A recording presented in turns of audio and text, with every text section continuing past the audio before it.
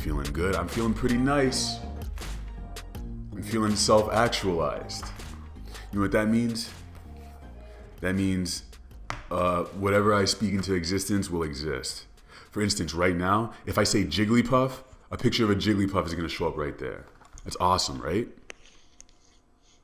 This is Dom Sketchcast, episode something. Who the fuck knows? Who can know these things? We're in the chaos dimension. You know, anything can fucking happen in the chaos dimension. But before we get into this show, gotta tell you guys a little secret.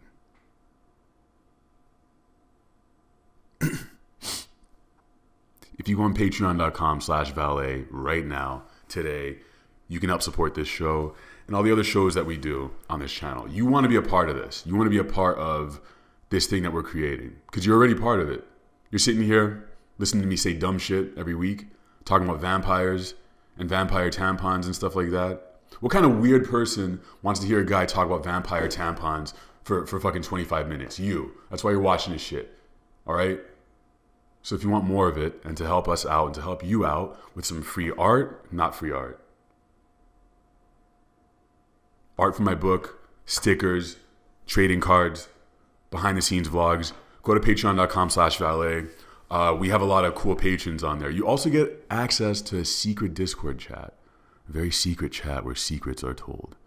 I will tell you secrets in the secret place if you donate. But really, I really appreciate you guys who donate to patreon.com/valet, make this thing possible. Okay. Before we get into the drawing today, got to thank Downhill Media Studios for hosting me, as they always do. Home of Artsplain. You're welcome. How cool would that be if you guys are like, behave as like one unit? Like, you ever see Andromeda, that sci-fi show? Like if we're like a hive mind. Yeah. Like you two like are Downhill Media, like together, like as one. You guys, like, this is really, it's hard for me to admit this, to tell you this right now, but like, there's a girl at my gym and she's a vampire.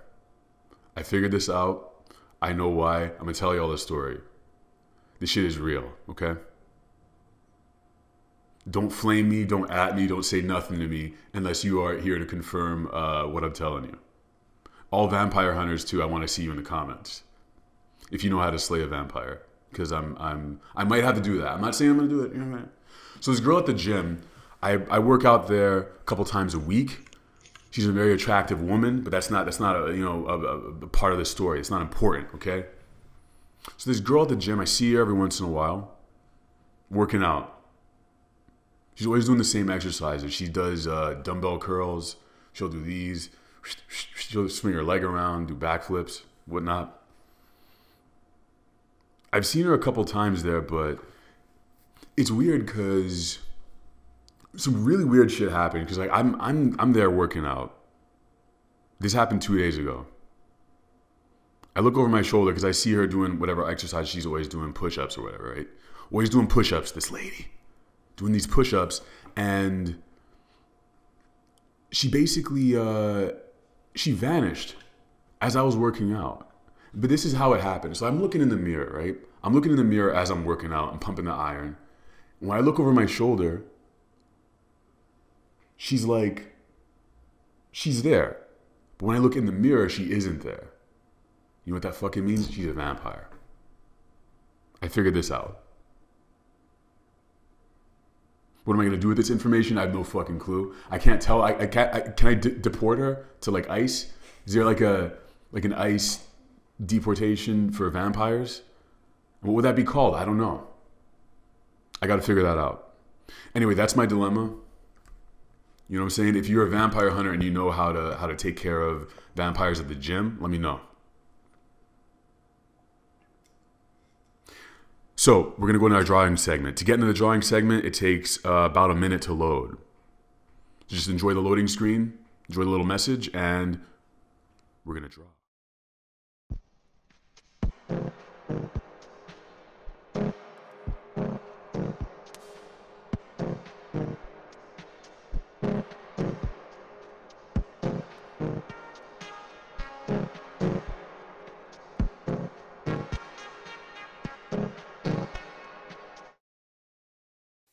Paul White, how you doing? How's life?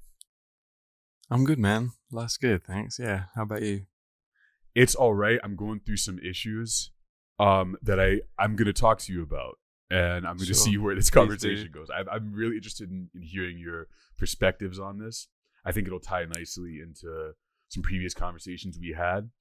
But before we do that, I am very excited to talk about your room again. Oh, yeah. Great. You remember the room, right? I do. Of course I do. Yeah. Yeah. What do you remember about the room that we created for you?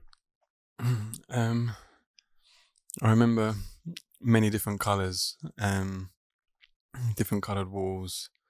Or was it windows, wasn't it? Looking out and different colored windows. I remember the plant. Right, the seed and the plant growing up and growing new leaves and busting out the ceiling and traveling up to space. That's what I remember the most. Would you like to change anything about it? Or are you still cool with what it looks like right now? Yeah, I mean, it's interesting because I'm actually in a new flat since we spoke. I've actually moved house. So I'm in a different room. Funny enough, I've got a nice big window and I'm looking out on tons of trees. I didn't have that last time we spoke. There's also lots of animals. Yeah, maybe we should put a fox in the room because there's tons of foxes out here. So let's put a couple of, let's put 3 baby foxes in the room. Love it. Love it. Foxes are, when you see them in person, one thing that's very striking to me is how differently they look from the way foxes are traditionally depicted in cartoons. You know what I mean? Sure. Yeah, usually, I mean, I don't know how, do you guys get many foxes where you live? Not a lot. I'm in the DC area on the East Coast of the US, and it's, you don't see many of them out here. And when you do, they're very gaunt. I think that's the good word. They're almost like skeletal. Like they're not fat ever. They're always like scavenging. They're like, but and their head is always on a swivel. Like they're very hypersensitive to everything. It seems like. Same here. I mean, we get tons of them here. It's funny. I mean, I've had multiple people come from around Europe and the countryside, and they're always surprised about how many foxes are in London. I mean, London's full of foxes because there's so many bins, right? There's so much Kentucky Fried Chicken. Bins, they love it. They get pizza, they get Indian food, they get everything here. You most of them do all right. Oh, they've started making noises right now.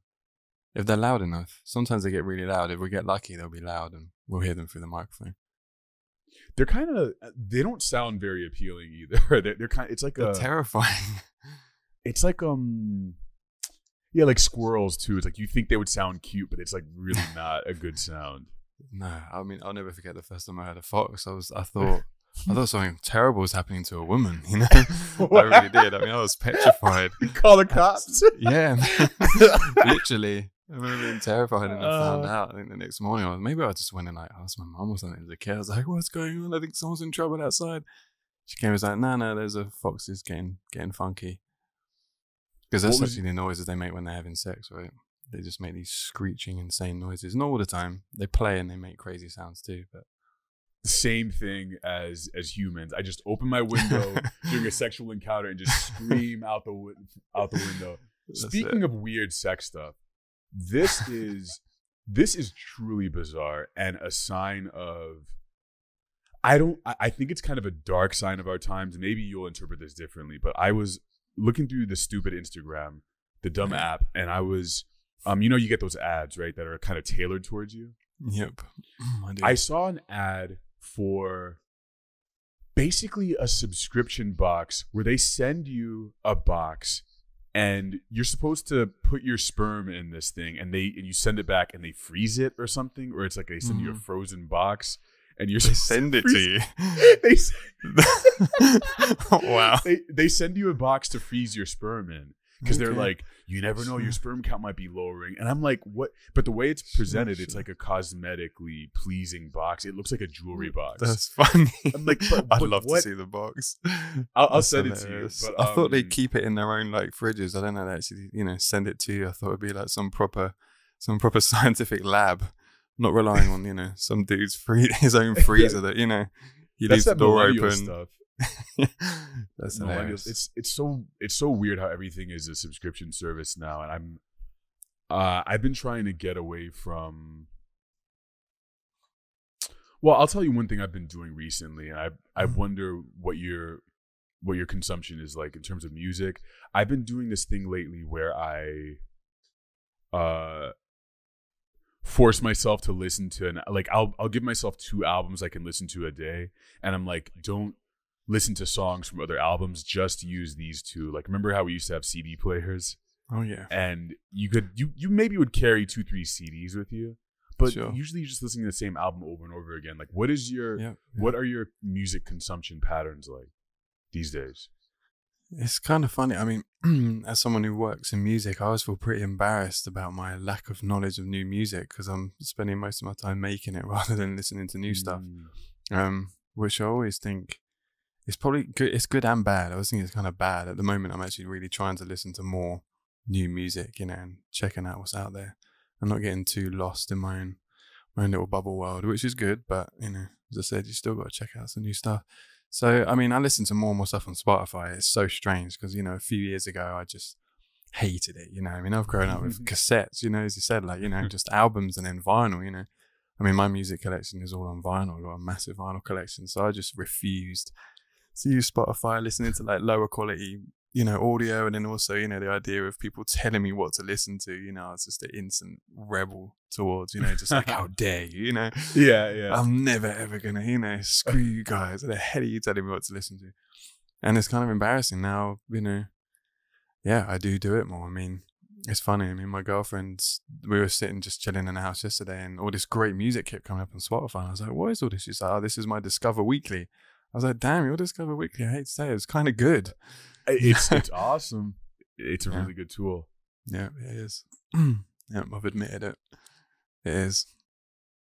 But I think you hinted at something that I would like to talk about a little more, where, the concept of recommendations. I can tell you in detail about a lot of recommendations that were made to me by people before the internet would recommend you stuff. Yeah. Like, I remember, For sure. for instance, I remember this. She wasn't a librarian, but she was like a librarian type at this bookstore who she turned me on to Neil Gaiman's novels. Neil Gaiman is one of my favorite authors and creative people in general. And I heard about him through you. He's great. Oh yeah, he's amazing. And she told me about this book he wrote called American Gods. And I remember where I was standing in the store, and I was in college. I remember where I was standing. I remember her taking the book and being so excited and explaining it to me, and her putting the book in my hands. And I remember just thinking to myself, like, I don't care. Like the book sounds great, but just the enthusiasm of a human sharing something with me was like, that was very influential. And I have a lot of those moments attached, but you lose that with Discover Weekly. As good as it is, there is no personal story attached to that. It's just, I click this thing and it gives you this great thing, but there's no, I don't know what the story is. And I think story and narrative is really important to how we gather media. Mm-hmm. Yeah, I think you're totally right. Yeah, I mean, I had the same, just everyone recommending music on tapes, and as you say, you're getting, someone's emotion, and I don't know. Yeah, I mean, you can I don't know. I was going to say you can tell if if you particularly get on with someone, you can pretty much trust their music taste. So not always, but yeah, I mean, just to hear the enthusiasm, I suppose. You're getting a bit of the energy of the music already, I suppose, aren't you? If someone's just like simple, just enthusiasm, you're already seeing the joy, and I suppose you're already seeing a reaction to the music, aren't you, already, which is kind of nice, rather than Spotify just coldly and calmly just playing one song after the other. Do you have stories for, like, let's take, I remember you told me a story about Waves, which I love, and I remember that whenever I think about that song or I listen to it, think about that. But let's say a song like Set the Tone, great song, with Deny More, is that how you pronounce her name? Danae, okay. Yeah. What is there a particular story that you find yourself thinking about when you think about that song, when you go back to it, in terms of the creation, the production of it? Yeah, I mean, it's Not a lot of songs. Yeah, I mean, that song, funny enough, very rarely. I mean, I do actually remember I just had, what did I have? I bought this, so where I live, I can't get a grand piano in the house or like an upright piano. And I'd love, I grew up playing a real piano and I love pianos. There's nothing like sitting behind one and it just makes you write totally different music and you can, feel it resonating in front of you. So I always miss that. So when I got a load of equipment not too long ago, I've got all these kind of crazy synths. I was just like, I just want to get like a standard kind of like digital piano, really non-exciting, but like proper weighted keys, 88 keys, I had that and then it bored me. So then I got like 3, like little guitar pedals. So I remember putting it through like a tremolo. Oh no, okay. And there's a longer story.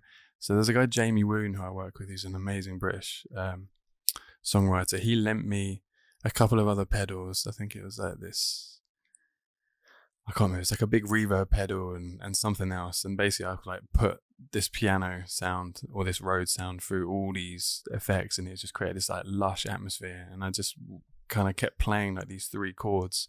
And then normally when I think of something, I record it straight away, but I didn't that day. But I just always, like every few days I come back and just play the same chords. And then one day I was like, oh, I should actually definitely record this. And that was actually what turned into Set the Tone. So. Can you go through those chords? Can you repeat those chords back? Oh wait, no. Oh, it's kind of impossible, right? I just can't remember them. Oh, okay. I can't remember them. They're pretty simple. It's just kind of like 3 chords, but and then I can't remember what happened next. Maybe I ended up. Oh, you know what? I think I recorded some drums one day. I recorded some live drums, or the drums for Set the Tone.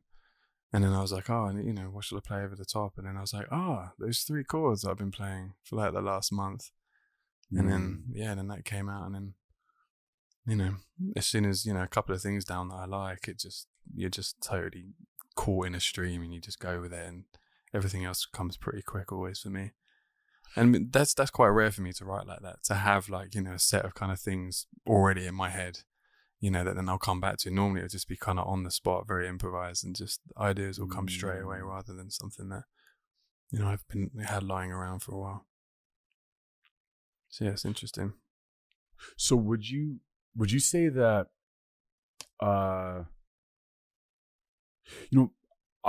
feel like I have different kinds of ideas and different kinds of stories.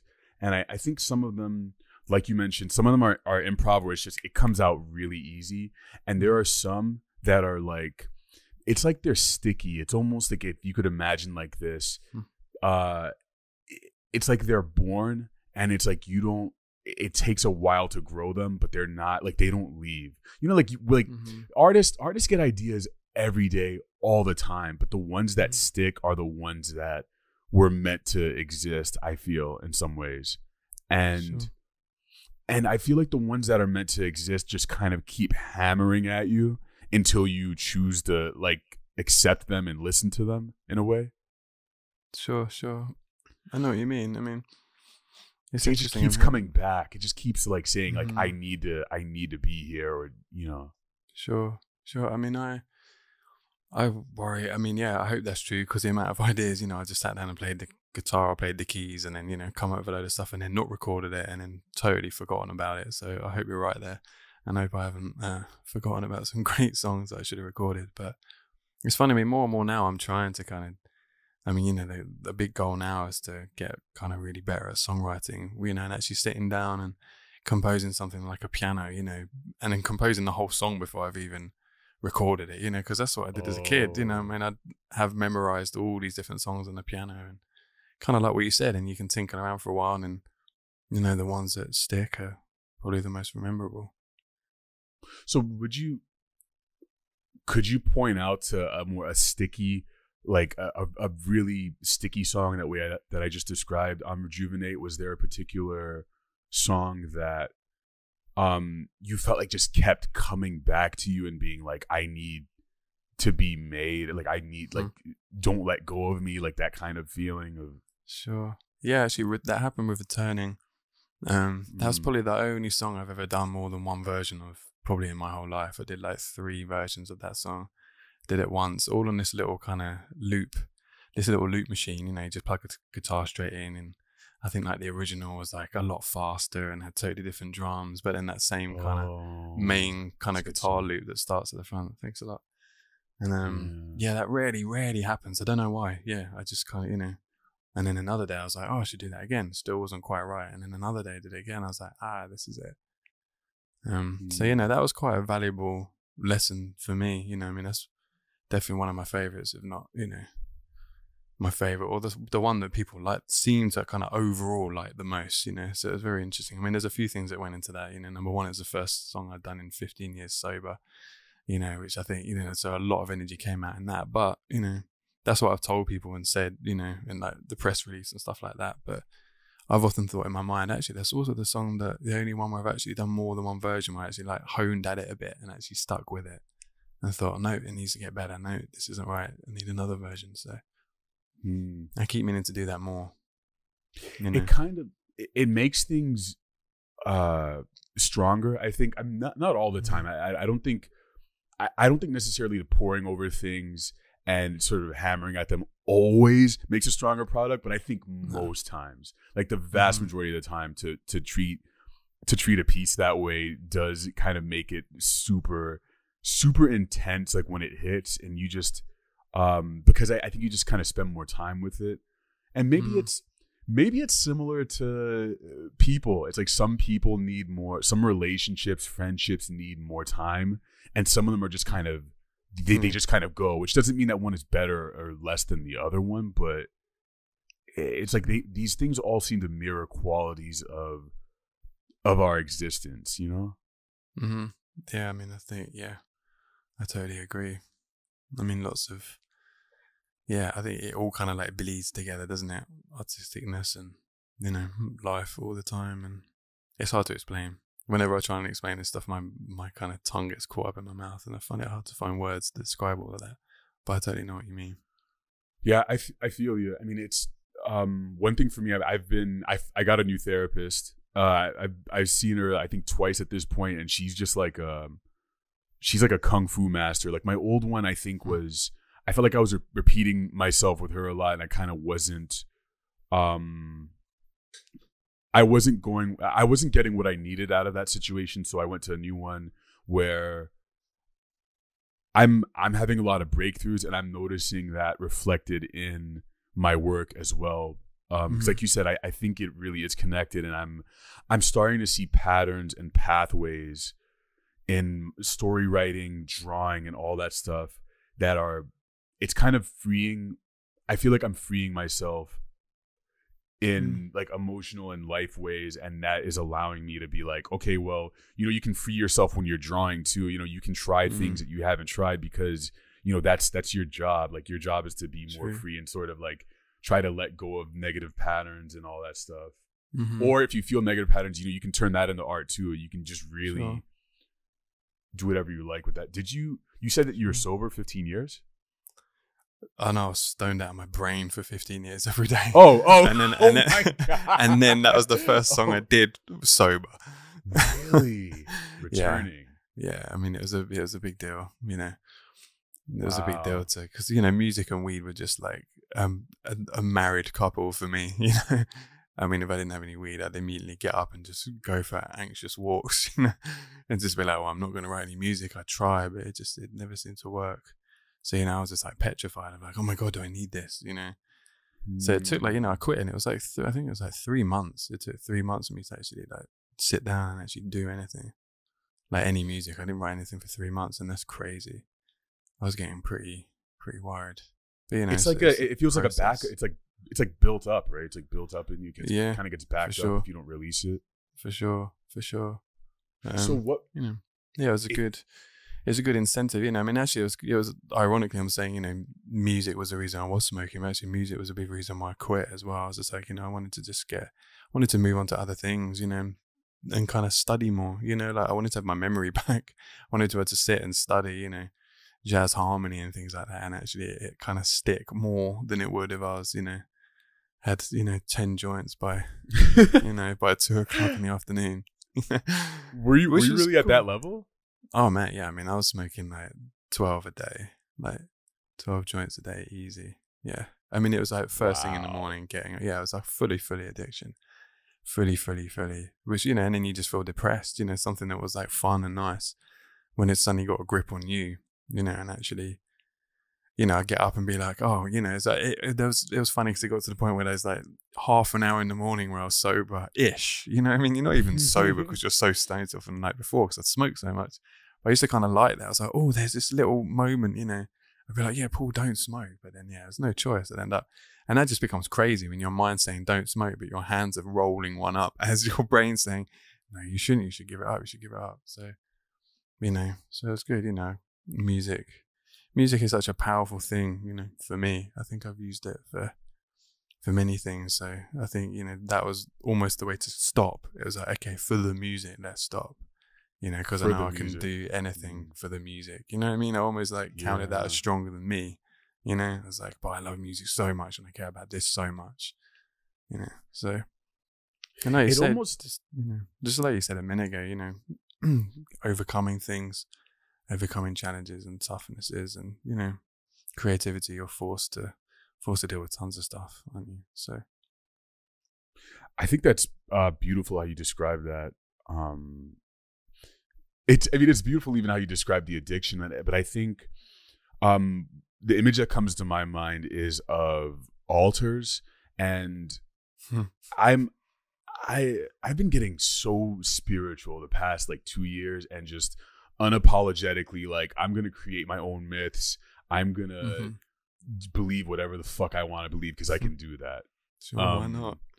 And I've been thinking about altars and sacrifice, and how that's you see these motifs and tropes come up in so many different cultures, whether it's in art or religion, and it's like this idea of offering something to something beyond you that will potentially consume it and sort of enrich your life for it. And I was imagining you taking these 10 joints a day and all the addiction and everything, and being like, music is the deity in this case, right? The great creative goddess or whatever it is that you and I are both. I feel like you and I are both like, you know, worshipers or somehow agents of this thing, or trying to be agents of this thing.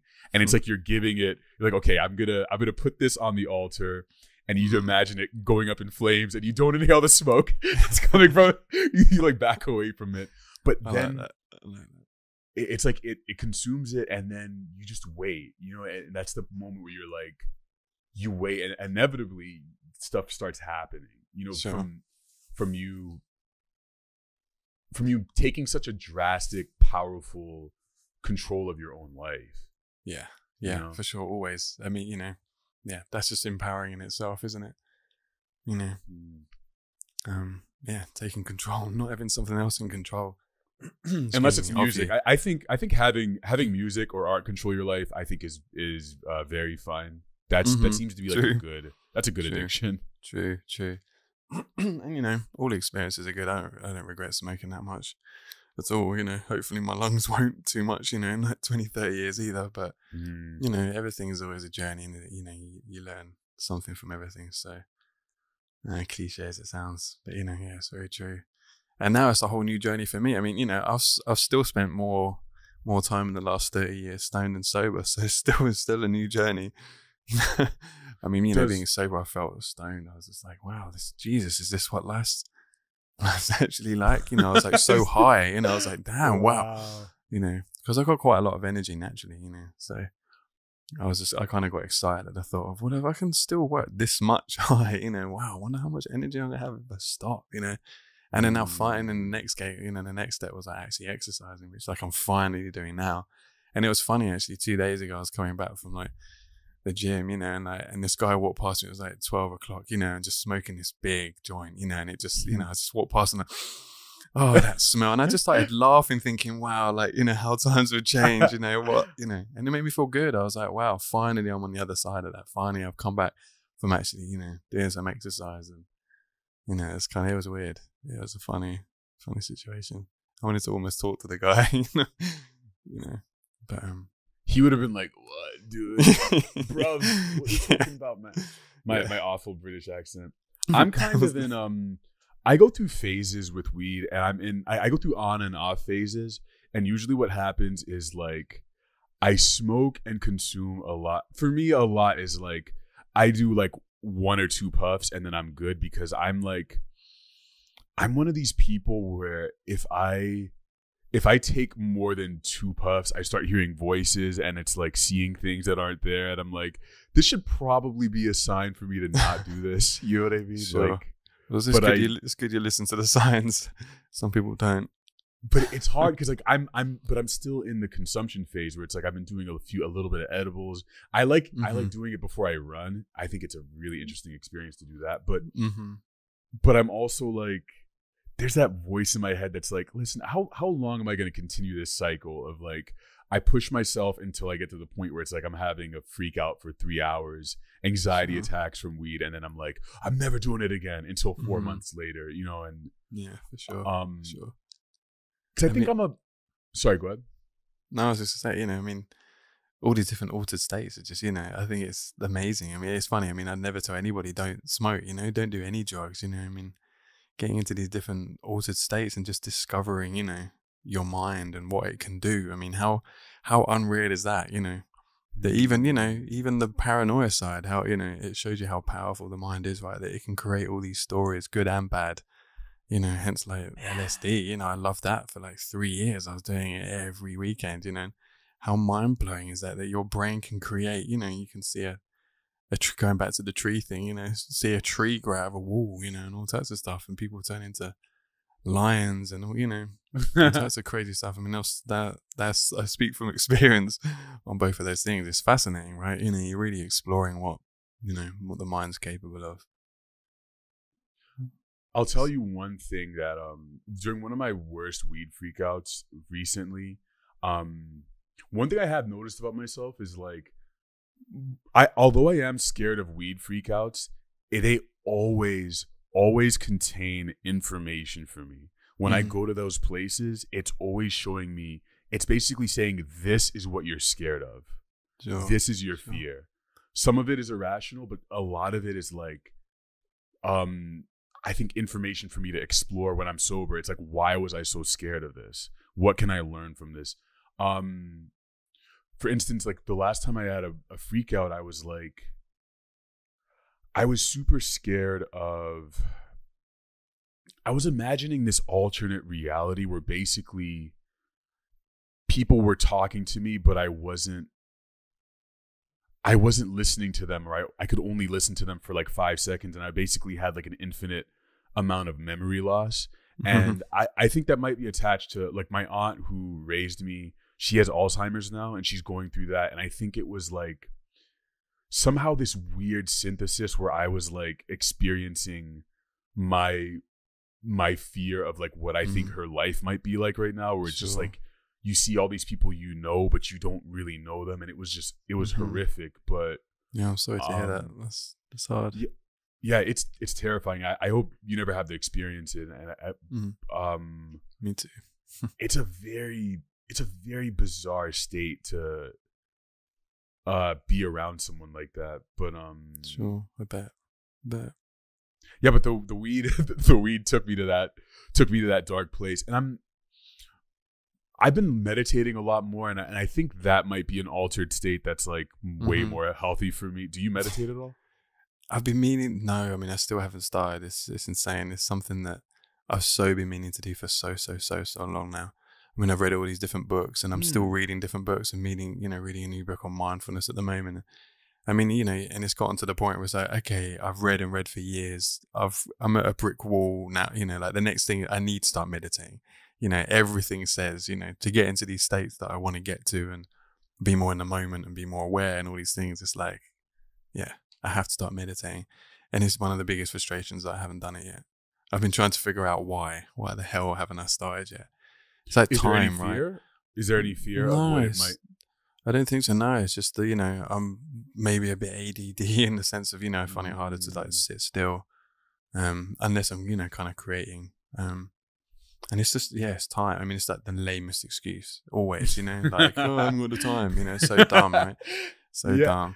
But you do have the time. And I think, of course, if I can nudge you a little bit in that direction, I can tell you a few things. Please do. Please.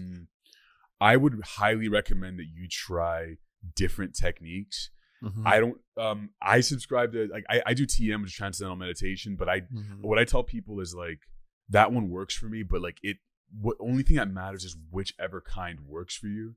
The one that sticks is the good one. And I think you shouldn't try a few of them. Start with like, I don't know, 5 minutes. It's like, can you do 5 minutes of Sure. And even if it's like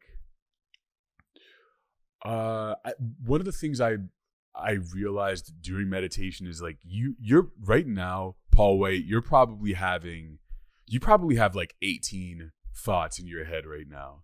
You're thinking about this interview, but you're probably thinking about the room you're in, what you're going to eat with your girlfriend later for dinner, what's happening in the London political state, just boom, boom, boom, boom, boom, boom. And what's happened for me with meditation is it's like it allows you to sort of, you know how you do Alt Tab in your computer and you sort of shows you all the tasks that are running? Sure. Yeah. It's like that. That's it's good. like, I like that. I'm thinking about my mom. I'm thinking about fried chicken I had last night. This. Sure. And it just allows you to be like, these things are all, it allows you to not feel like you're being pulled by any of them. You're just sort of like, You kind of sit there like, oh, that's interesting. I'm thinking about chicken right now.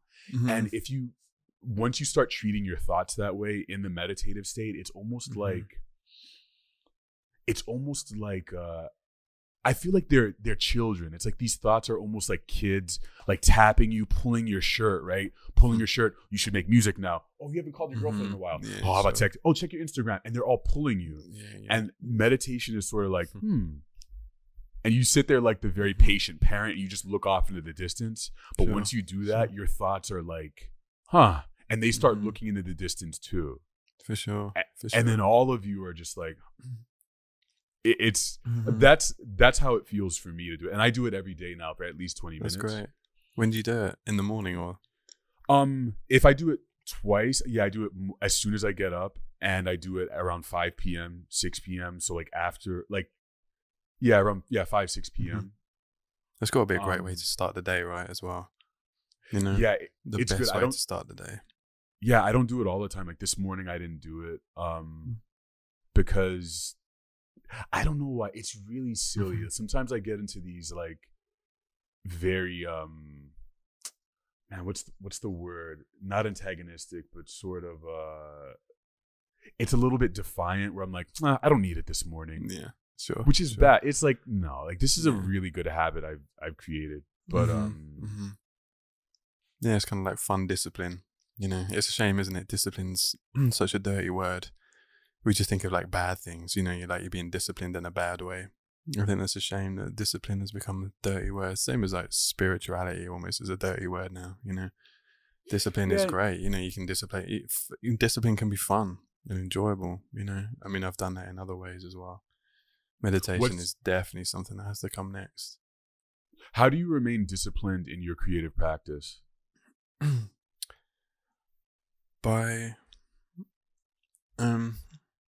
almost trying to, I just remember how much I love it and how much fun it is, you know, and just the constant drive to want to get better. It's just a constant drive. I mean, you know, I've been doing this, you know, every day for God knows how long now, you know, about like 15 years, you know. I mean, I feel twitchy if I'm out of the studio for a couple of days, you know, depending on where I am. But, you know, I always would just want to create and explore and, you know, don't know, have fun. So luckily I haven't had to try too much with that. I think I did more at the beginning. I don't know if I did more at the beginning. You know, I think I've got a healthier balance, you know, maybe at the beginning, you know, there was kind of more sacrifices involved, you know, it's just like blanking everything else out, you know, which was partly why I smoke weed as well. I was just like, well, weed is good because it means that if I smoke, you know, 3 joints before midday, I'm definitely not going out, you know. If anybody calls me up and says, do you want to come out? It's like, no, there's no chance I'm coming out, man. I'm way too high and I haven't got any energy, but I've still got the energy to create, you know. So there was all these things I told myself at that. But, you know, now I've definitely gotten better at being kind of, you know, I want to be more focused, you know, like work less, but be so much more focused when you are actually working, you know. You know, because I really, you know, value the time off, and you have to, you know, you get older, you know, you live with your partner, you gotta, you know, respect them at the very least, you know, and not just be, you know, because I've definitely been in relationships where women have been like, well, screw this, I'm off because all we do is write music. It's like, yep, fair enough. Can't get angry at you for that, you know. So, yeah, I don't know. Yes, I just drive is it's funny. I mean, as I've gotten older as well, I've realized probably how lucky I am to like just be driven, you know, like maybe that's where the luckiness is, you know, like people always like, oh, you're really lucky you get to do music. It's like, yeah, of course I am, but that's taken work, you know, hard, like conscious work. I think the driving side never has felt like it's been conscious hard work. I just find that kind of, you know, kind of easy. I get obsessed, you know, I've got an obsessive personality. If I do something, I won't do it by halves. Hence, you know, I can't dip in and out of weed or anything else. You know, it's like all or nothing. Yeah. So kind of once I sit down and just go, that's kind of easy for me. That is the thing that cannot be taught. Yeah, that is interesting, isn't it? Yeah. Where does that come from? I really feel like it's if talent exists, that's it. And I don't believe it's, I think people who aren't artists have a very like just bizarre concept of what talent is or what it takes to make something or make anything. True. And I feel like that are you familiar with like Iron Man or comics and all that stuff? Yeah. The arc reactor, right? The thing in his chest that almost killed him. Mm-hmm. That I feel like that is one of the greatest like modern analogies for drive. It's like this thing that he could have died, but he turned it into this thing. And I think, people like us that who consistently make things as adults. I mean, if you look at kids, they all have it. They all have that thing. True. And they don't care, and they just you put a piece of paper in front of them, and they just draw, and they're singing, and they're dancing. Mm-hmm. But most people lose it. They just, or maybe they still have it. Maybe fear is a big part. You know, someone laughed at them when they drew one time. They said it was ugly. They said their song sucked. Exactly. I mean, I heard someone say, what was it yesterday? I was on a, I'm always like we're talking about adverts on Instagram. Right? I had like an advert on YouTube. I mean, they really, really know what you're into, right? And I can't remember what one it was. It's like a woman talking about, some type of like mindfulness, positive thinking, that kind of stuff, and the woman was talking about, children. Actually, children are only born with 2 fears, to be dropped. And, what was it? There we go. There's the weed memory coming back. What was it? Damn it. It will come back. But two very, very simple. No, to be dropped or I don't know what it was. But basically, the point was saying, like kids will crawl to, a set of stairs, and happily, could kill themselves. They'll crawl out to a window and crawl out. And actually there isn't really, kids don't really have that many fears, and then suddenly we get older and we're not as good as Billy, or we're not as good as, Sarah, or suddenly you're not as good as these things, and all types of creativity and self-belief and self-worth, all sorts of stuff just gets destroyed. I'd love to see a world where these things didn't happen. I mean, my girlfriend at the moment does some teaching to her 5-year-old. She's teaching her English, and she just showed me yesterday like these tests that she's gonna have to do. Oh no, she's 6 and she's gonna have to do these tests at 7.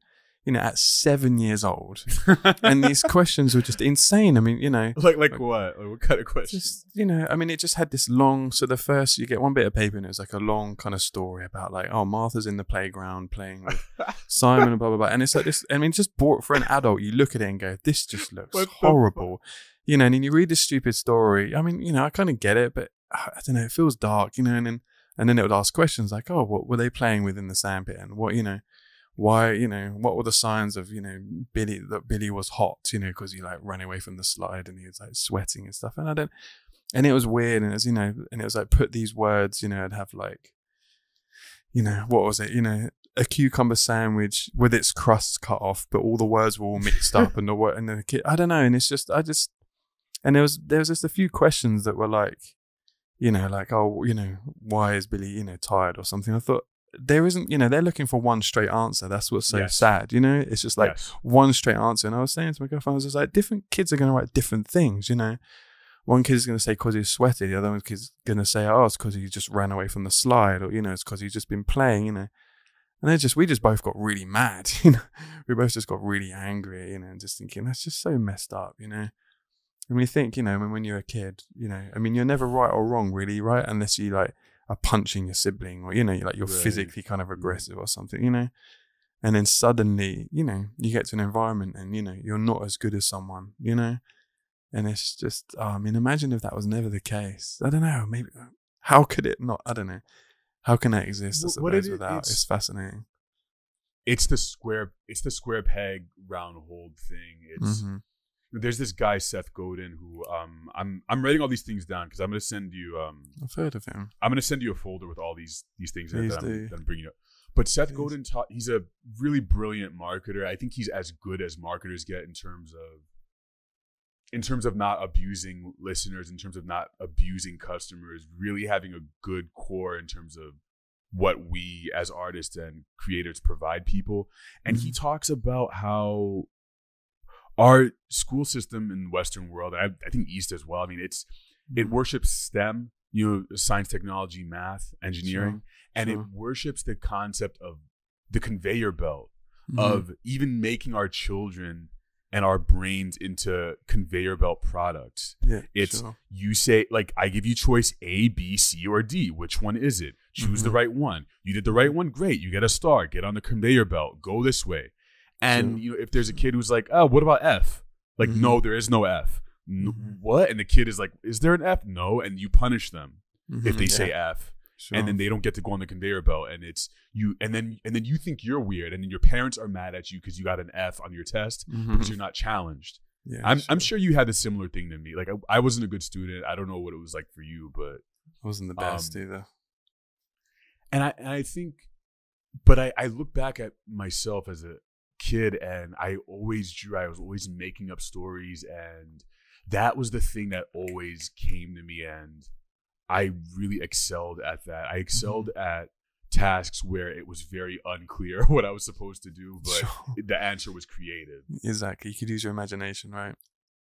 Yeah, and that was always a very strong muscle for me, but it's not valued because you can't easily attach a monetary amount to it. Sure, you know? Sure. It can't be graded as easily, right? It's abstract. You know, it's a shame, the way that works. I mean, when I did my A-levels, I went to the Brit School, which is like a performing arts school here, which is just amazing. A-levels, how old were you? So that's, was that college for you guys, 16 to 18? Yeah, okay, college. And I think we were the first, I mean, I could be wrong, but what they told us is that they changed the course. We were the first year to do this music technology course.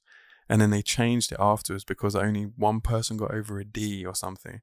So apparently, you know, they'd written a course that wasn't very good for the examining board, you know, so the examining board didn't know how to market very well. But actually, it was the best 2 years of education I ever had because they didn't really, you know, they hadn't written it well for the examining board. But for us, it was just all practical.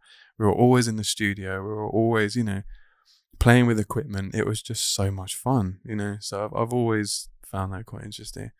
It's just like, well, screw the examining board, you know, like, you know. It's like, what are you trying to... Because testing in itself, inherently, testing is important in terms of, let's say you're looking for bandmates. Sure. You're testing. I mean, that's not you're seeing, do they have the skills just to do the basic level? Or can they hold a tune, right? But the traditional testing system in school, it's like, that stuff was made so that these organizations could reach their benchmark politically or whatever. It was, I think testing has become, that's another dirty word. It's other thing that's, I don't think its function is very well thought out or good for what it needs to be. Sure. I think so too. Then, you know, it's no surprise that, you know, everyone wants to do yoga now and everyone's studying, you know, meditation and everyone's studying, you know, mindfulness and all these things, you know, because we all want to get back to that, you know, non-judgmental, you know, our thoughts running our lives, our fears running our lives, all these things. Everyone, you know, is just desperately trying to get back into the moment like we were as children. It's you know, it's comical. I mean, that's the biggest thing, right? You got to laugh, you know. you've always got to laugh at the human condition, haven't you? You know, because you get too frustrated, you get angry, and then there you go. You know, you're fucked again. You know.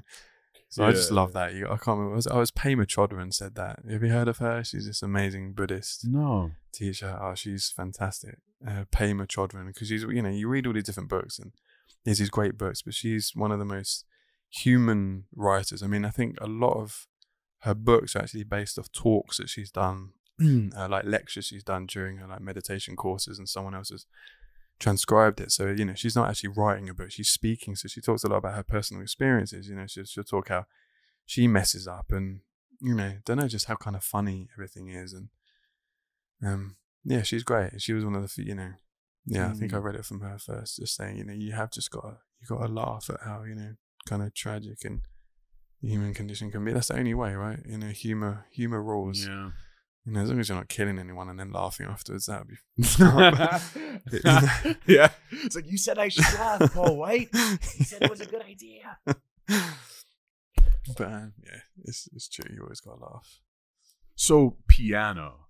I want to know more about your piano experience. I wish I had one now. I don't. I grew up with the piano in the house. Yeah, what was that like? When did you start playing? It was in the dining room, and we'd have our family dog lying right next to it. And I think I started playing piano when I was about 8. Yeah, and then my sister started a little bit later, because she was 4 years younger than me. So, but yeah, we both played the piano, and I loved it. You know, it was the first place all that and the guitar. I can't actually remember. I wish I could remember what instrument I started writing on first, but yeah, I love the piano. It was just like a little kind of normal, you know, upright piano, probably quite cheap, but yeah, it was amazing. My thing was I'd always play tunes really, really fast. I mean, it was funny. My parents, you know, typically, you know, they get you lessons. It's the same old story, you know, like get you piano lessons, you know, all this classical music is very, very boring, but every day you got to go through these pieces. So my parents always laugh because the way I'd get through these pieces is just play them as fast as possible. You know? So I play like just to get it over with, you know. So I play the entertaining, you know, and I just go and just go through it so fast, you know. And I remember playing. Are you happy now? Did I pass? Yeah, there you go. I'm done. Cool. I'm writing some music now. You know. Okay. Did you feel that? Did you feel any distinct electricity creatively? Did you feel any did you feel more drawn to that tool than let's compare it to something like guitar? Like, when did you get introduced to guitar? What were the differences like for you in terms of how you approached it, how you were introduced to it? Guitar. My uncle played guitar, so my dad's brother. He lives over in America, but he'd always come over and he'd bring this little acoustic guitar, and he'd always play that. And he got me really into the guitar, and he'd record his own albums on cassette tape, and I'd always listen to those and want to play. Then we just had a family friend who was actually quite young, and he ended up teaching me how to play guitar. And I think I preferred piano for the most part for quite a while. I felt more comfortable on the piano. Yeah, I don't know. Yeah. I mean, I always, you know, kind of regret giving them up, you know, and then because now I'm really, really trying to get back into them. But it's that story so many people say, right, you know, oh, I wish I'd carried on playing, you know. And someone said, I can't remember who it was, and this was years ago, and I loved them for it because they were just like, you know, I was just like getting all down with myself, like, oh man, I'd have all these extra skills, and they're like, man, you can never say that because you might have carried on playing the piano and the guitar for years, and then 5 years ago just got bored, you know, and given up, and you wouldn't have the same drive that you do now. And I was like, I love you. Thanks for that. That's good. I'm gonna you know what, like you're bringing up some real shit, Paul, because I gotta say this to everybody listening to this now, and I'll say this to you as well. I wanna encourage everyone. I know this shit sounds corny, but that voice in your head that does that thing where it's like, oh, I'm sure you've done this. You're an idiot. What the fuck is wrong with you? Like, kill that thing. Just fight it every day. It's gonna be a daily battle. But that thing, I'm starting to, when I hear that voice, it's like I push that shit up against a wall and we start fighting. Or I actually Actually, that give voice, it a cuddle. yeah. Because I'd be maybe don't fight it because it likes Right, likes mate. fighting. It's okay. Come here, give me Right. I See, I just did it again. I just did it. Like you gotta fucking punch exactly, it in the dick. yeah, All right. yeah. I swear that's always the way. If you hug it, just hug it. That's You're always the right. way. I mean, my See, friend. you're more zen than you think. You're in that zen zone. Oh, thanks. You know where that comes from. It's hilarious. I mean, I grew up. There was one of my friends. I mean, I won't say his name because he's like the loveliest guy I know. I mean, he's like so warm and so lovely. But growing up as a kid, he got involved in some very, very dark, some bad business, But I mean, he was the only guy that, I mean, he just had balls. He didn't give a shit. He'd go up to anybody, And he just always says, he'd wind me up because he'd say, if someone comes up and tried to like mug him, he'd just be like, you need a hug, don't you? Come on, give me a hug. What? So you've got like this big savage dude with a knife out, saying, give me all your shit. And he'd be like, no, come on, you need a hug, don't you? Come on, give me a cuddle. And I was just like, that's just hilarious. I mean, who would have the balls to do that? And he said most of the time it just freaked them out. And they just walk off, And I was just like, that's pretty good, mate. But he's the only one who would risk someone coming back and saying, because what? You might get stabbed. Yeah. Really good chance you're gonna get stabbed. It's Like, like, okay, the hugging is exactly. good. Like if I tried it, I'd probably get stabbed. There was something about his energy, as well. Like he's giving off this vibe of like, give me a cuddle, but I can also hold my own. But yeah, I've never forgot that. It's funny. But energies are being transferred all the time. We're transferring energy. The people who are listening to this are, I guess there's some kind of, we are transferring energy to them. And I remember this one time I was riding a bike down this like narrow ass tunnel, and this dude, and I'm pretty sure he had some mental issues, but he was walking carrying this box of a bunch of stuff.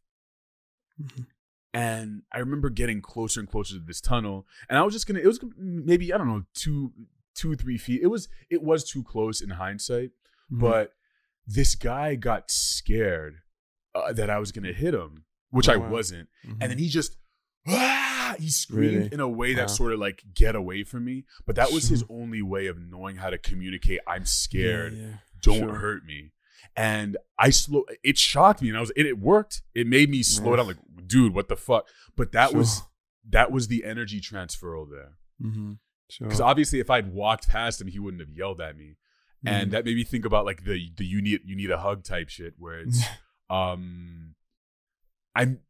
like, you think about a guy like that, someone might have hurt him when he was younger. He might have had to scream and fight his way out of potentially bad situations. And this also reminds me of another thing. I was watching this video with some mentalists, and mentalists scare the shit out of me. These guys can get... mentalists are like, how David Blaine will do things where it's like, it's not just a card trick. It's like they'll get you to... Oh, they scare the shit out of me too. Yeah, they'll get you to say like numbers from the past. Like they'll get you to do stuff. And not even like, they'll get you to think things, and they'll know it. Like it's crazy tricks. But one thing this guy said is, he was like, one time he was about to be mugged, and he said something to this guy to the effect of, the guy's like, give me your shit. And it wasn't it wasn't a mugging. It was a drunk ass dude in the middle of the night, and he was on his way back from the pub or whatever, just maddish, looking for a fight. Big guy, angry. The mentalist is like, he's like, oh, what, mate? You want to start shit? And he's just bitching at this, like he was about to start shit. The mentalist goes, oh, I left my key at home, but I'm not sure that I can find it anymore. And he said something like that, and the dude just paused, and it was like he stopped him in his track. He got the guy to stop, and the guy just calmed all the way the fuck down. And then I think the rest of the story goes that they just sat on the curb and just started talking. Amazing. But just having that energy, just so like, what was it? But because usually what they expect, a person like that is expecting you to amp it up too, or run. Yeah, they're expecting you fight or flight, but not that thing in the middle. And they'll like both because they're powerful. So I either get to fight or you're going to run away from me. So that voice in your head, you think it's the same way, right? It's like a bully. It's like it wants you to sort of engage it in that way. Yeah, for sure. Yeah, totally. It's interesting, right? Yeah, and then you're gone. you know, and then your life's gone. And then you're suddenly like, damn, what? I spent most of my time speaking to myself in my own head and not actually like living enough. Shit, can I do that again? And then, nah, I actually can't do it again. So yeah. You ever do that? You ever do that thing where you have arguments with people that you did like, oh, here's what I would have said to that, or if this person says this to me, that I'm gonna. It's such a futile exercise. I know. We all do it, right? We all do it. I mean, that's the thing, Yeah, I mean, I can get really fiery. That's the funny thing, in my arguments, and I come across kind of calm, but there's a massive fire in me. Hence, I suppose me probably being, interested in all this stuff. It's just like, I gotta stop, I'll never get violent or anything like that, but I can shout, get angry, It's just like, how am I just gonna control this, voice, because whenever you get like that, it can just be so damaging, especially to like, loved ones around you. You just totally lose the plot and scream and shout, It's like, yeah. And the worst thing is like looking at yourself, right, and not, not being able to do anything about it, Voices saying, stop it. It's very fascinating, just, yeah, how we all work. How the brain works. Something I've never tried, and I'd be interested in seeing you try it too, or maybe you already do this, but I'm interested in what would happen if I, with my next story, drawing, whatever it is I work on, I notice that thought comes through as well with my creativity at times. As much as I'm able to get things done, sometimes it'll be like that blockage or I perceive it as a block where it's sort of like, oh, you didn't do this right. No, delete that. This is not right. Blah, blah, blah. And like, why do I, like, I'm here already. I've been creative for the past 31 years. Why can't, like, I'd be interested in what happens when I'm more loving to myself in those creative moments of like, we're on the right path. It's good. Maybe we'll come back to it later. It's okay. It's fine. That's the trick, isn't it?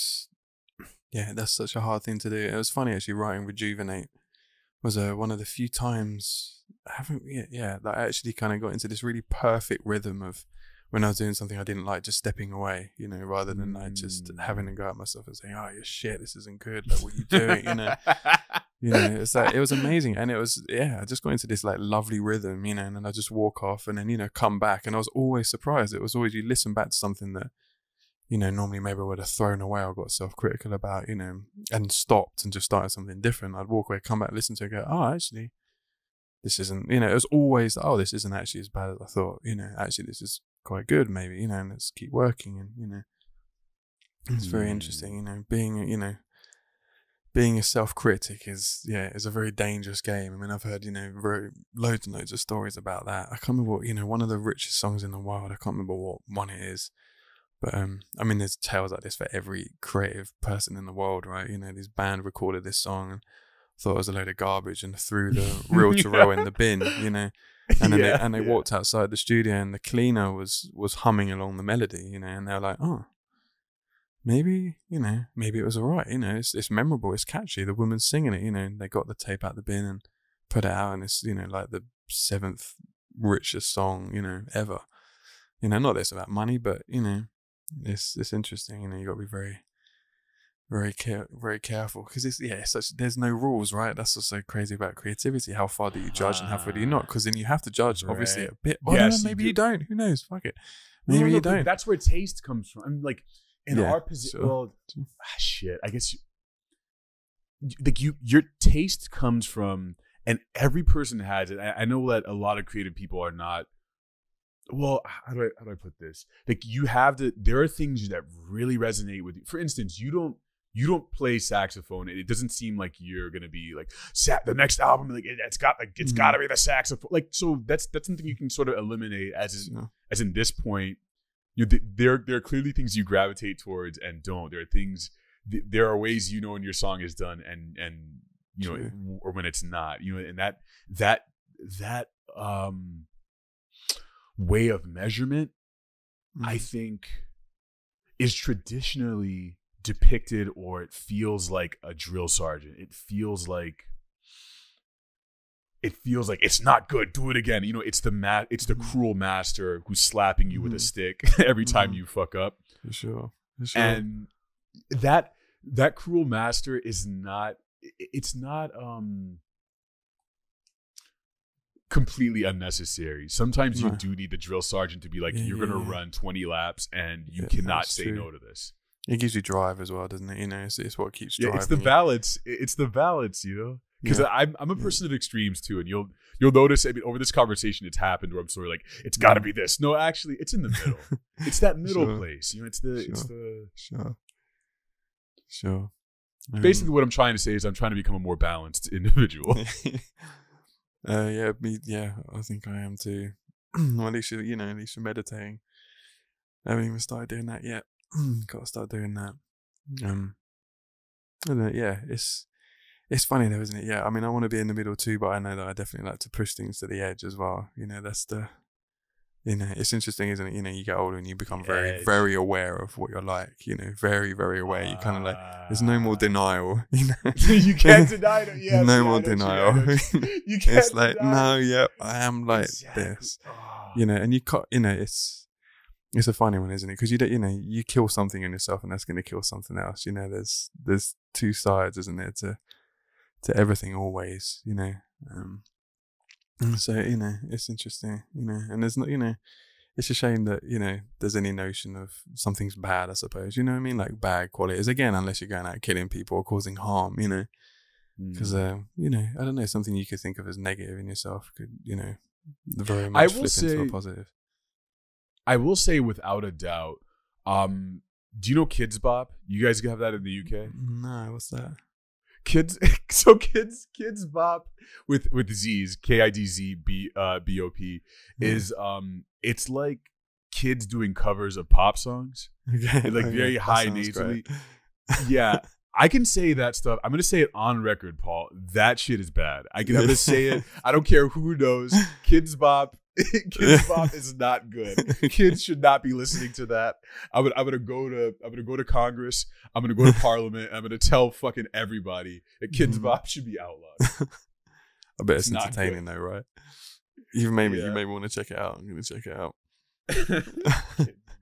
I mean, who knows what? I mean, you know, you're into, do you know Jay Dilla, the producer? Yeah, you know, I mean, the song Wild on his Rough Draft EP.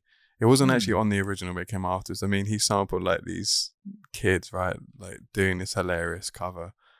And I mean, you listen to the whole thing, and I mean, it's great, but it's also obviously very bad. There's kids just like totally out of time with the drums, and the kids singing a bit out, you know.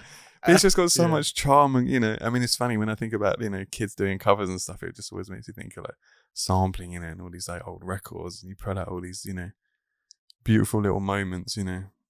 Like, you know, like what Dilla did with Wild. Dilla will never be Kids Bop though. And if they try to do Kids Bop with Dilla, I'm gonna, I don't know, something bad's about to happen. Is all. I'm gonna have to check this out. I've got to check it out. The best kids usage of kids chorus, I think, is, you know, what's that gorilla song? I need a gun to keep myself from harm. What is that song? I don't know. It's not Clint. Dirty Harry. You know Dirty Harry? Okay. Not really. I'm sure I would if I heard it, but not by name. Yeah, that one has a kid's chorus in it. That's pretty good. Okay. Yeah. Well, in the last Danny Brown record, actually, with Danny, there's a song called Today that Danny, I was so chuffed that Danny got a kids choir to record the chorus. I mean, it's hilarious, right? I mean, the whole album's about drug come downs and very, very dark places, and he's just got these kids just singing today, today, today. Oh yeah, that like, one, insane, you know. And it's actually really nice because like somehow we found each other on Instagram. I think the woman who ran the choir, you know, obviously put it up like, oh look, the kids group is on, you know, Danny Brown album, which is again quite hilarious. Wow. You know, and that was produced by Paul White, and like, yeah, we still follow each other, and I like their posts, and I'm just like, oh yeah, it's nice. Go Kids Choir. Have y'all met in person, or is it all digital, like sending files back and forth? I know that's how a lot of artists like collaborate. We've only met a couple of times. It's mostly all. It's pretty much just all. Oh, look, the Foxes are going crazy. Oh, is that Can the you Foxes? Hear them? Wow, yeah. Oh my fucking God. Oh Jesus. I just want to. I'm gonna not talk. I'm gonna not talk Yeah, for a second so that the people could hear this real quick. Here we go. Foxes. What the hell? And Man? They're going crazy out there. They heard the new Kids Bop was coming out, man. Those foxes are like that's their own version. yo. Yeah, fox.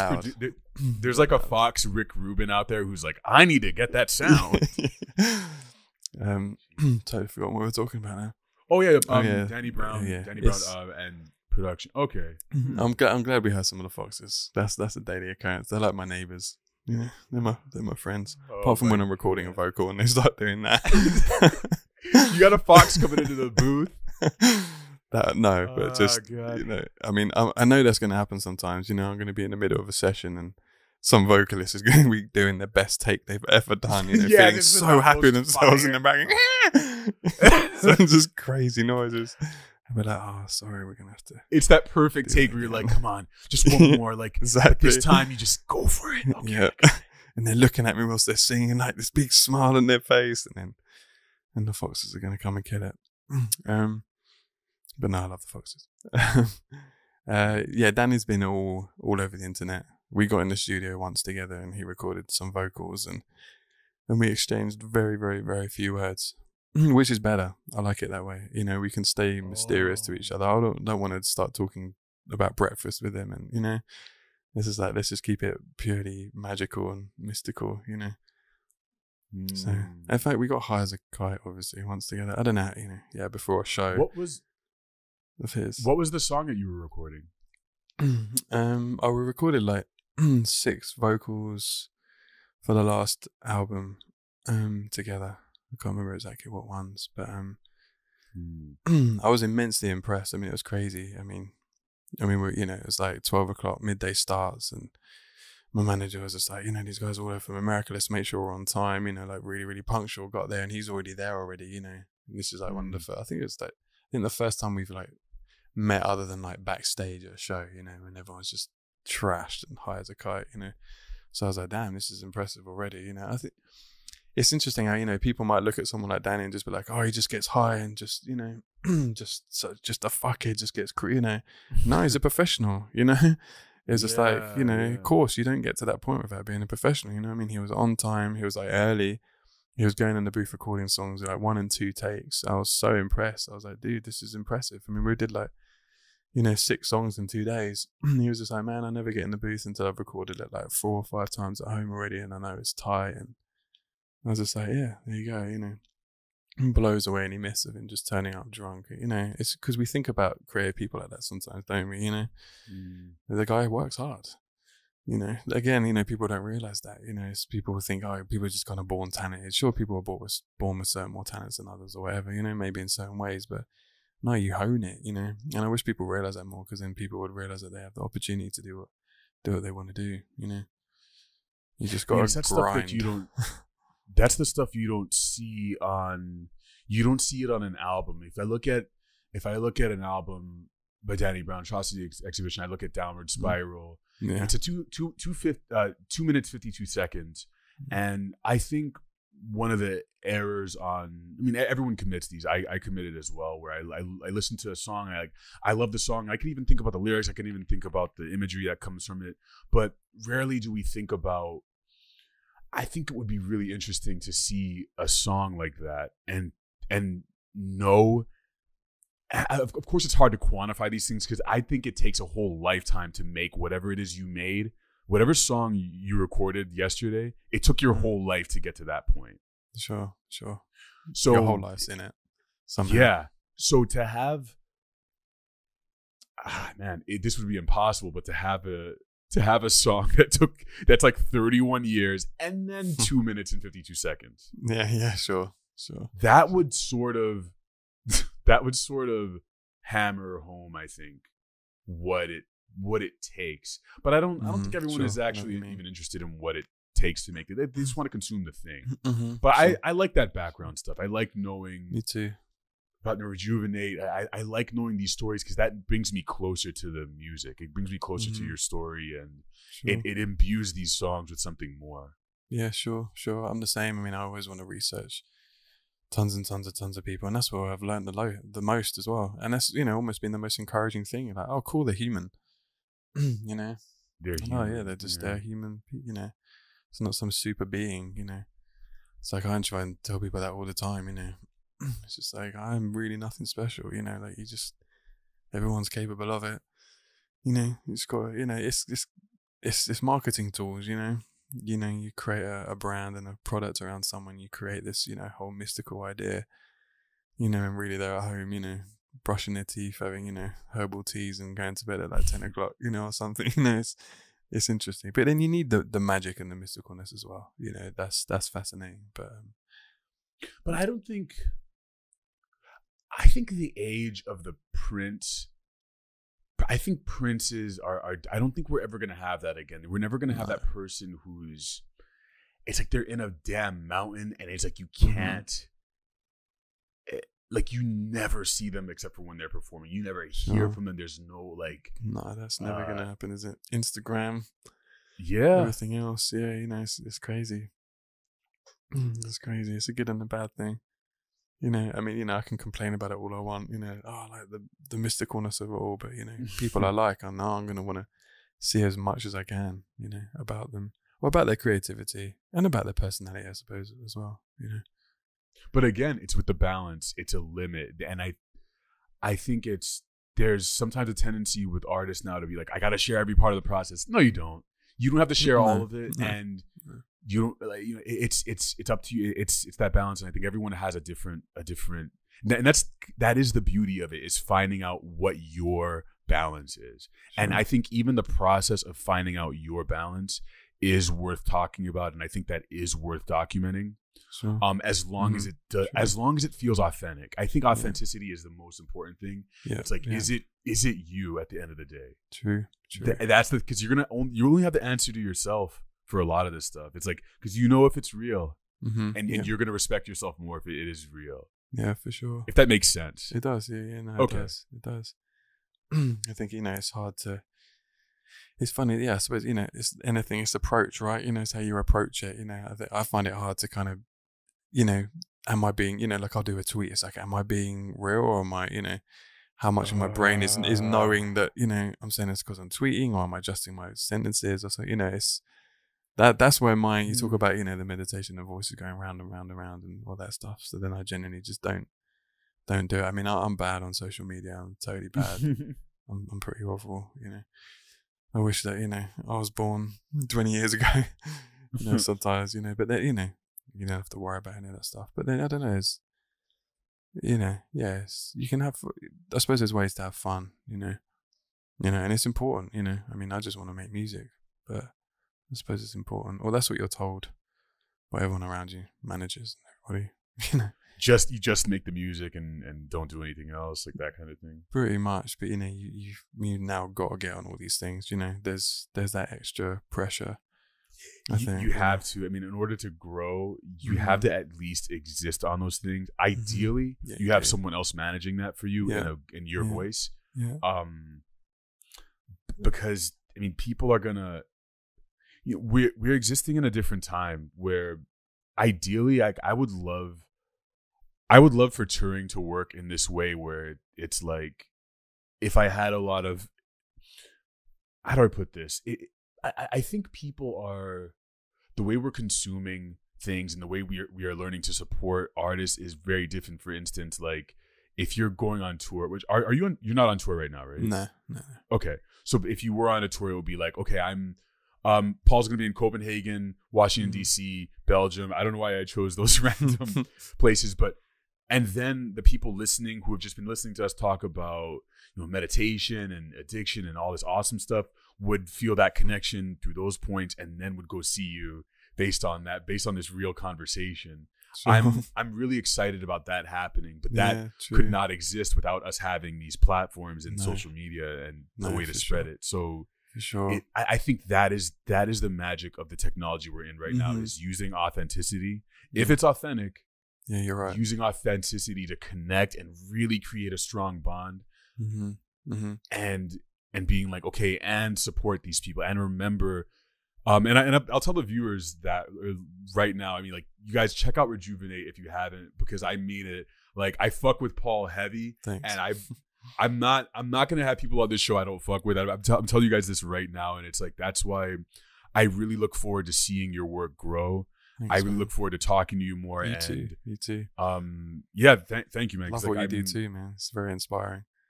Thanks.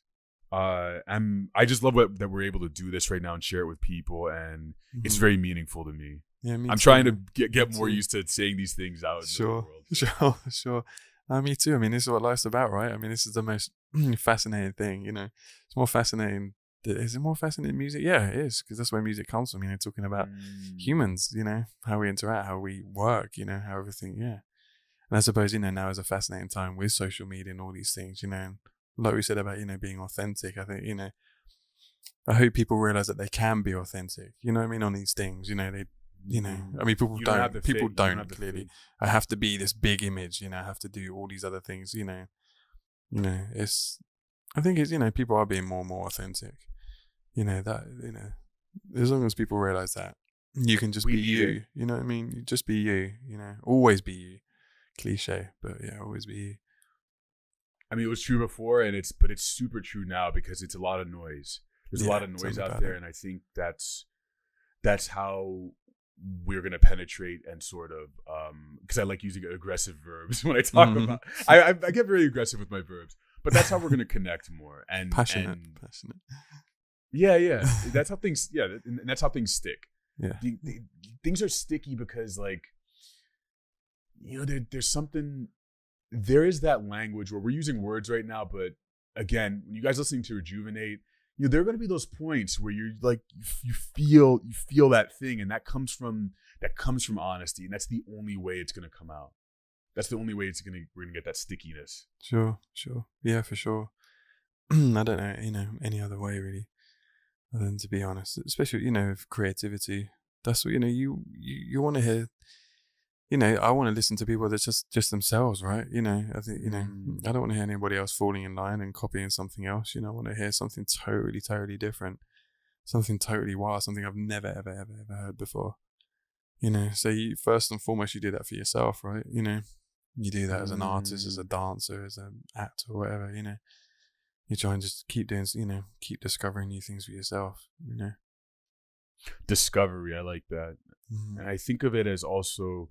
Discovery is also scary sometimes, and that's something I'm chasing. It's the scary ideas, the ones where I'm like, I don't think people are going to understand this. I think they might like, I'm scared of them not understanding this. I think that's the stuff where I'm like, okay, chase it. Go ahead and try it. Yeah, me too. Totally. I don't know. I mean, it depends on. I mean, you know. Music is the only thing I can really talk about, or the main thing, you know. I mean, the amount of old records I've got, you know. I mean, I listen to like krautrock and all, you know, these just so experimental, insane records, you know. So I know that I'm always cool, you know.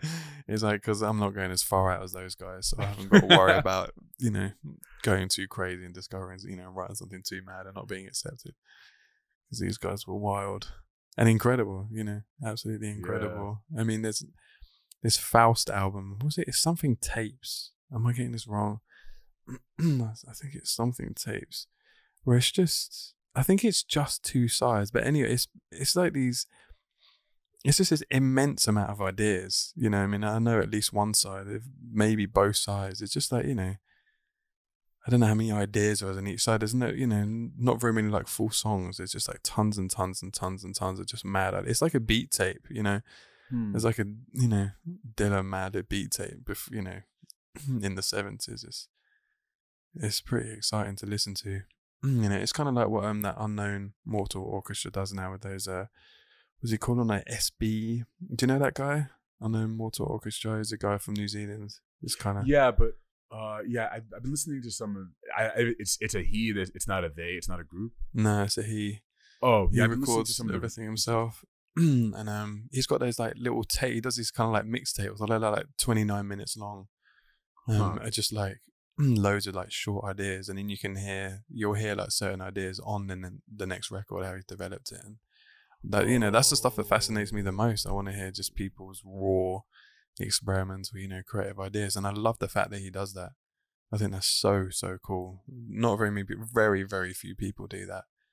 Mac DeMarco puts out his demos. I love that. I've been listening to his, was it the old dog out? Yeah, it's just great, man. Put out your rough ideas that people see, like, just pure raw creativity. That's so dope. That's what I love.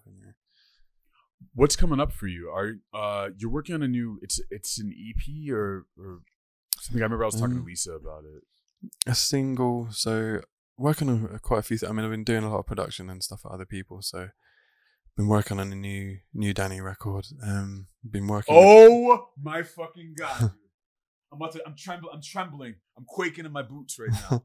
Woo! All right. Sorry, I lost my shit for a second. So there's been that. And then, no, thanks. I appreciate it. I didn't even say that. Before I said it in my mind, that happens all the time. I'll just say something in my mind and forget to say it out loud. Thanks. I appreciate it. And been doing quite a few things. Been working with this guy, a new guy in Rome called Roman, who's based out in LA that I met about a year ago when I went over there. We put out one EP actually, just kind of finished off another thing. Very, very interesting guy. Very, very different. Kind of like he's got this kind of psychedelic rapping style, but then this real kind of pop sensibilities. It's very interesting. It's one of the most difficult things I've done and different things I've done. And then working on a new Golden Rules album, which is me and this guy from Florida. I don't know if you've heard, we put out one record like 3 years ago. It's insane. Time's flown. What else? Various other sessions with other people that I probably can't say because you never know if the music's going to come out. And then hopefully quite a few will. And then I'm just kind of working on like about 3 songs for like a single of my own solo stuff. Keep that ball rolling. So having lots of fun, man. Lots of challenges. Working with new people, it's been a big challenge. Doing more sessions and letting your guard down in front of people. It can be really scary, man. I was thinking like, you're basically just getting naked with someone instantly, But then it's the most, wonderful thing is, you are, it's like literally, it's like when you do a live show, you're just like ripping your your core, or like, your shell open, and just showing them your core, And there's lots of kind of challenges and growth that come with that. And it's back to the honesty, man. It's the exposure, and all of us have experienced that performance where it's like we know you're not exposed. Like it's like you're giving us a little bit of it, but you're not really like. And the audience can feel it. Yeah, they can on a deep gut level. It's just that thing where you just. Now that thing that I'm thinking about is, fuck. I don't know how a musician can get people off their phones because it's like it's not a sign. It is a sign, I think, of if I'm being more compassionate, it's them saying I value this moment and I want to share it, but it is not existing in that. Yeah, but it's not existing in that moment. That's my issue with it, which is like I think things should be precious. It's like we don't have to record everything. No, it's true. It's like you can just because the artist is also. I know you've seen it. People like I would imagine it's strange to look at someone through a piece of plastic. Like you can't see their eyes. You see. It's like you see a block in front of their face, right? It's like for sure. Someone said it great the other day. I was at a party and loads of people were filming the show, and the guy was like, "Look, all these people are already living in the past." And I was like, man. Wow. That was pretty spot on. I was like, it's too deep. That's too deep, man. It was good, yeah. I was impressed. Already living in the past. I was like, that's very, man. Shit. Yeah, it's just, it's funny, right? And then, what pisses me off the most about that is when you're at a concert and you can't see, like the drummer's just about to do a solo. You're like, yeah, and the person in front of you lifts up their phone. You're like, oh, come on, man. Really, and you see people, uploading it at the same time. It's, if it's like your favorite band and you're messaging it to, all your best friends, that's wicked. You know what I mean? If you're just doing it to get, to be cool. I don't know. You can't criticize, can you? Everyone wants to be accepted. Everyone wants to be cool. I'm going to do it, Paul. I'm going to do it again. I'll do it. Okay, you can be balanced in this situation. I'm going to be the bad guy. Here's what they should do. All right, at a show, here's my challenge to every. Okay, we can only affect the people around us, right? So everyone who's listening to this right now, here's what you got to do. You go to a Paul White show. you're happy, right? You want to get your phone out. Stop. Okay. Here's stop. What you got to do is this. And close your eyes. Close your eyes. Sink into it. After the show, write about it. Make a song. Sure. Draw. Exactly. You know. That's the best. Tell somebody. Call your friend and tell them about the show. You can do that. And that is art to me. I think that's a dope idea of creating, write a song. Create. Draw a picture, that's got to be the best. I like that. That's good. Yeah, even if you went home and you did a vlog for yourself about the Paul White show, I think and sending it to your friends, sure, that's special. Yeah, it is. It is. Because someone can see a recording of your show if they want to. But it sounds like shit. It always is. It's just it doesn't sound good. It sounds distorted and awful, and I can't hear anything. And I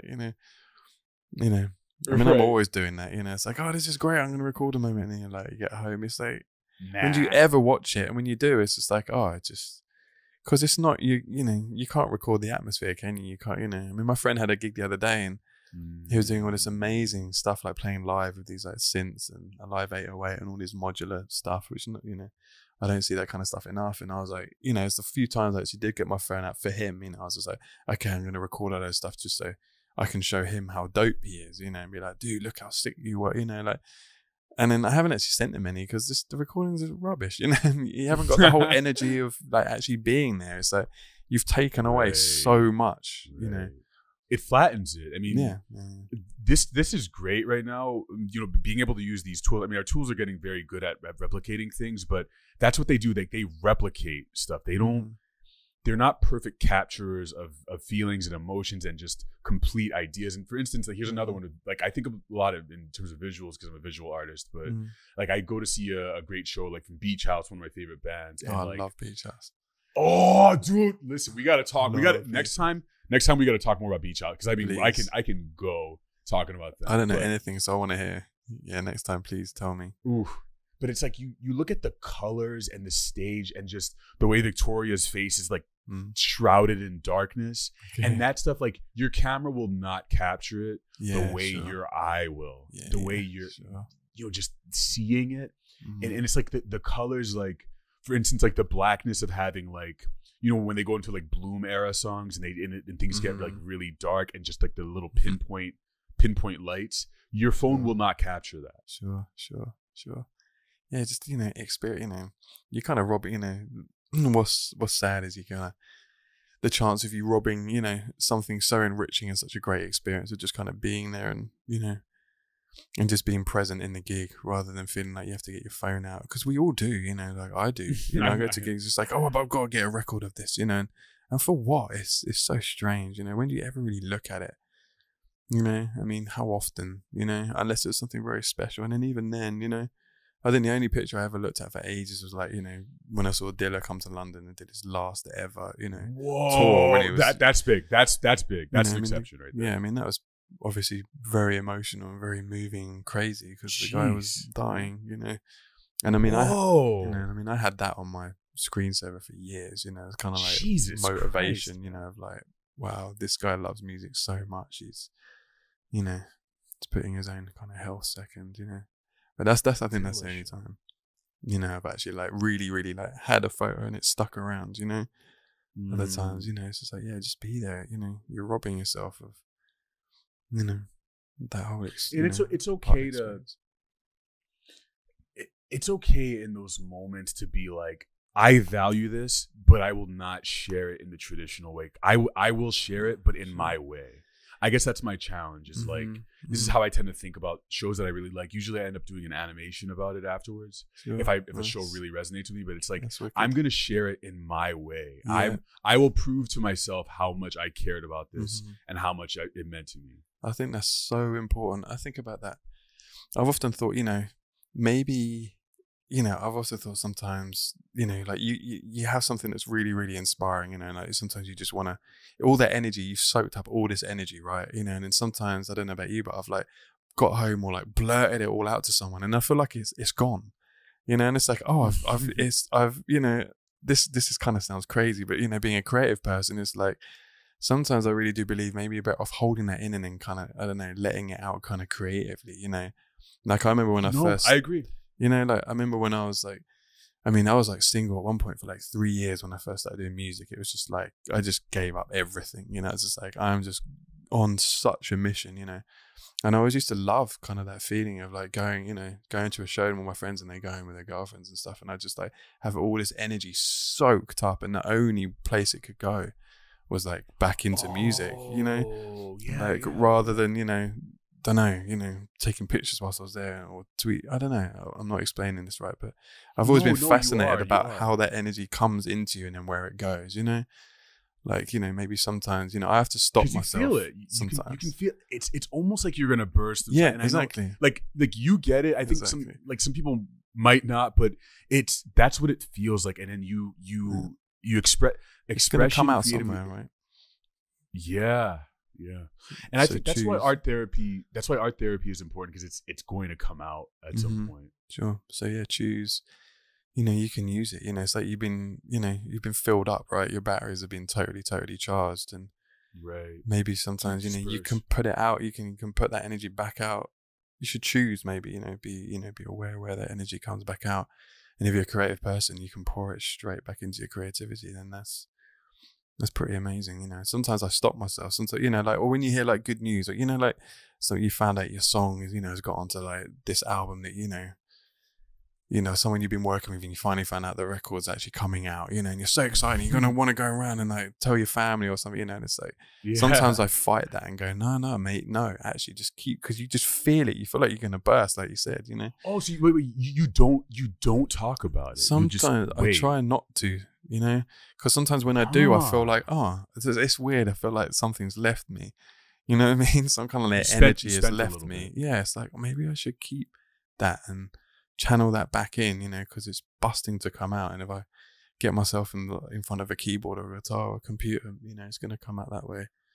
Not that you shouldn't ever speak to your loved ones around you, but it's something I've always been interested in. That I like that you mentioned that, because I didn't expect to be revealing this to you, but is it DSC exclusive right now? I got drop some of Clues bombs right now. That Tim Westwood shit. Drop them bombs.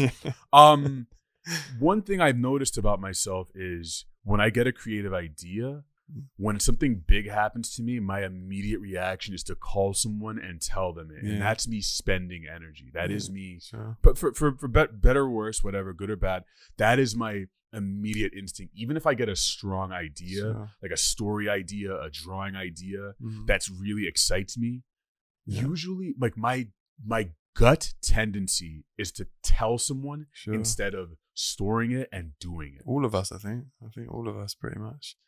I'm the same. Yeah. I've just thought about it quite a bit. Keep it, store it up. Keep it in. You just get into some manic state. You're just going to explode. Right, but put it into the thing. And then wait, and then just run home and, and then let it all come out, Let it come out creatively. I love that. Just run home and do it. Like, don't spend it into like someone else's mind. Because then that also like, it takes the sales out of it, because then they'll be like, so you want to make a story about a gay magician in Paris, and then I'm like, sound very good. Like, no, it is good, and then I have to explain, it's not even out yet. What the fuck am I explaining it to you? No, exactly. I've had that so many times. It's like, so it's going to be an album made in space. No, it's not in space. It's about space. No, but like, why is it in space? People are never going to understand it. Oh, okay, you've killed it. Thanks for that. Damn it! I shouldn't have said shit to you. And then you look at the idea, and the idea is a little spent at that point. So now you have to nurture it back. Oh yeah, but it's gone. It might not. I feel you on that, man. Like, you have no idea how much that is. Like, I needed to hear that. Yeah, good, cool. But Paul, dude, thank you for coming on as usual. Oh man, thank you. It's a pleasure. Real pleasure, man. Inspiring. Now I've got that energy, right? Even though we've been speaking a lot, I've actually got energy. So I'm not gonna tell anybody about this chat, and just put it into the next single. Whoa, that's a good idea. I'm gonna try some portion of that. I'm gonna see what I can hold in. Sure. Dude, but Paul, tell people where they can find you, please. You can find me at Paul White Music Facebook. It's hilarious, right? I don't even know my Instagram. I think it's Paul White Music or it's Paul White Beats. We'll put it in a post anyway. You know, it's on the screen right now as they're looking at it. This is funny. See, look, we're talking about social media, right? This perfect example. It's Paul White Music. It's Paul White Music. Awesome. So yeah, Instagram Paul White Music, Facebook Paul White Music. Also got a website called theworldofpaulwhite.com. Love it. Cool. Yeah, man. Yeah. Thanks for having me, man. Pleasure. Dude, thanks for coming through to the room with the foxes. We'll come back to this at some point, and we'll update it. We'll see what's going on in your life. Great, man. Oh, thanks for the energy, man. Absolutely. Take it easy. I really do appreciate it.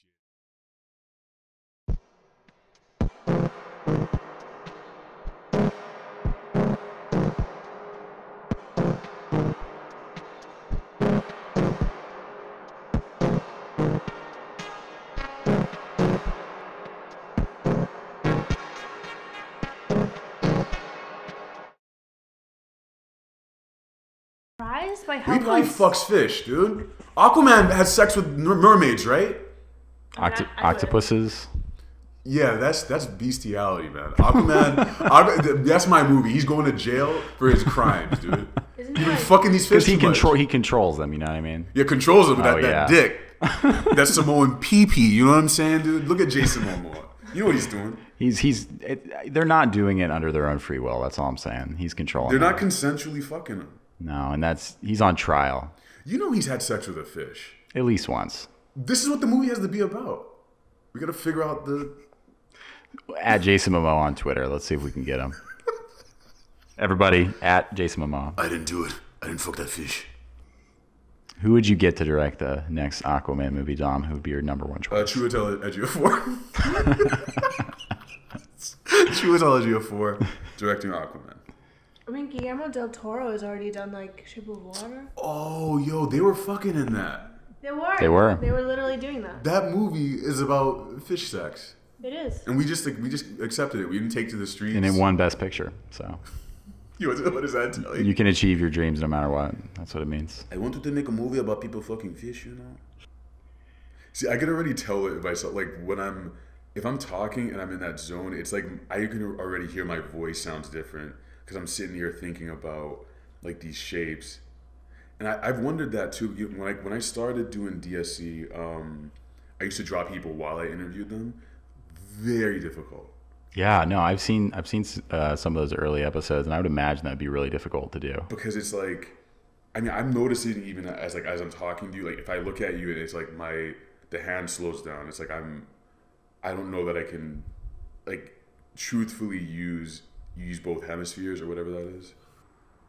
I think my natural speaking style is to try to fill in each fucking gap there is. I think that's kind of, I'm not going to label it as an anxious, like an anxiety thing, but I think it is kind of this anxious quality that I have where it's like, if there's a space, I'm like, no, just keep it going. I feel like that's a normal like radio broadcaster thing though. You don't want dead air, right? But it's leaked over into my life where it's like, I'll be on a date, you know what I'm saying? And just like the girl pauses for a moment. I'm like, so tell me about your dead father. My father's not dead. Tell me about him anyway. Fucking put a mic up to her face. Where'd that mic come from? Ask her if she's a vampire. She probably What if is. she was? What if you found the love of your life? And then Dude, yes, Michelle. You're asking me if I would date a vampire? Maybe. You don't know me then. Why would you not date a vampire? If I was a It's vampire, discrimination. No, she's not going to kill me. I mean, I even just because they're a vampire. Twilight is so overrated. It's not related to Twilight. That's fake. That's not real. Oh, this is real. You said that's fake? This is real vampires, dude. This is real. Those vampires, they sparkle. Oh man, it's not real, dude. I actually tried reading those books because of the popularity, and then I thought when people were referring, I hadn't seen the movies yet, and when people were referring to them as sparkly vampires, I thought they were just trying to say like they're like flamboyant. I didn't realize that they were saying that they're literally sparkly, and when I got to that point in the book, I was like, okay, this was already bad enough, but this is on forgivable. I mean, it started off as 50 Shades of Grey fan fiction. No, wait. Or wait, hold on. I believe That's actually opposite. 50 Shades of Grey started off as I like that fan better. fiction. Twilight is 50 Twilight Shades. is 50, yeah. But it's, regardless, it's pretty bad. Yo, y'all gotta be honest with me right now. I'm about to ask you a fucking real question, okay? Have either of you ever written fan fiction and published it online? I have. Michelle looks like damn Queen Cersei right now. People in the crowd. It's so bad, and then I never got past one chapter for any of the fan fiction that I tried because first of all, I'm not much of a. I've never been very masterful at prose. I'm more You're of a writer. I'm a researcher and an interviewer. I wouldn't say that I'm a creative writer who can write a novel. And also, it's fan fiction, so what? I mean, come on. Like, if anything, it's good that I didn't devote any of my time to actually trying to pursue most of my time to something that's terrible. I do think that can lead to other, like, I definitely have written like fan fiction before. Sonic and Knuckles, right? I saw it online. I wish. Sonic and Tails. David Lynch and Sonic and Tails. Thanks for watching that drawing.